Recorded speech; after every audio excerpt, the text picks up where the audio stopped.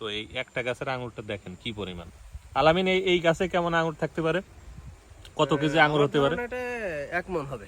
1 মণ? 1 মণ গাছ, এক গাছে 1 মণ? জি। আমার এই একটা ডালে দেখেন। এটা কি সম্ভব? অবশ্যই সম্ভব, আমি গুনে দেখাতে পারি। এই একটা গাছ আর আছে এই একটা ডাল, আর এই একটা ডালেই তোমার এখানে গাছ আছে কতগুলো? 400 গাছ আছে। 400 গাছ। প্রতিটা গাছে এক সময় এরকম আঙ্গুর আমরা আশা করছি। আশা করছি নেক্সট ইয়ারে ইনশাআল্লাহ আমার প্রত্যেকটা গাছে 20 কেজি প্লাস ফল থাকবে ইনশাআল্লাহ। এটা আমার টার্গেট। আচ্ছা 20 কেজি প্লাস ইনশাআল্লাহ। মিনিমাম 20 কেজি আঙ্গুর পাওয়া যাবে। জি ইনশাআল্লাহ। নতুন যারা বাগান করতে চায় এদের উদ্দেশ্যে কি বলবা তুমি? আমি এদের উদ্দেশ্যে এই কথাটাই বলতে চাই যে যাই হোক, অন্তত যাদের এরকম সুন্দর জমি আছে তারা এই জগতে আসুক, আর যত রকম সাহায্য সহযোগিতা লাগে আমি করব ইনশাআল্লাহ। সাহায্য সহযোগিতা করলে ওরাও এগোতে পারবে, আর না করলে ওরা প্রথমে হতাশ। আমি কি আঙ্গুর চাষ করতে পারবো? হ্যাঁ অবশ্যই, কেন পারবেন না আপনি? আমি তো চাষ সম্পর্কে জানি না। আপনি ওই যে সার্কেল অফিসের উপরে যে ছাদ আছে ওই ছাদে লাগাই দেবেন। আপনার কেমন লাগছে?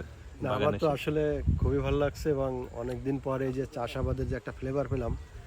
আর চাষাবাদ তো না, এটা হচ্ছে আঙ্গুর চাষ, মানে এটা আমার জীবনে ফার্স্ট হচ্ছে দেখা, এত কাছ থেকে দেখা আর কি। এবং আমি এই যে তোমার বন্ধু আলামিনের বাগানে এসে আমাকে সরাসরি বাগান থেকে ছিঁড়ে ছিঁড়ে আঙ্গুর ফল খাওয়ালো, এর ফ্লেভারটা তো অসাধারণ। এর আগে আমরা আঙ্গুর কিনেছি আঙ্গুরের ফলের দোকান থেকে কিনে নিয়ে বাড়িতে খাইছি, কিন্তু আঙ্গুর গাছ থেকে ছিঁড়ে কখনো খাইনি। না, এইটা ক্ষতি করে না। এইটা আপনার এই যে বৃষ্টি হবে না, এর গায়ে একটা আবরণ সৃষ্টি হয়ে গেল, বৃষ্টির পানি পড়লেই পচে যেত, এখন ওই পানিটা ওর গা থেকে স্লিপ করবে।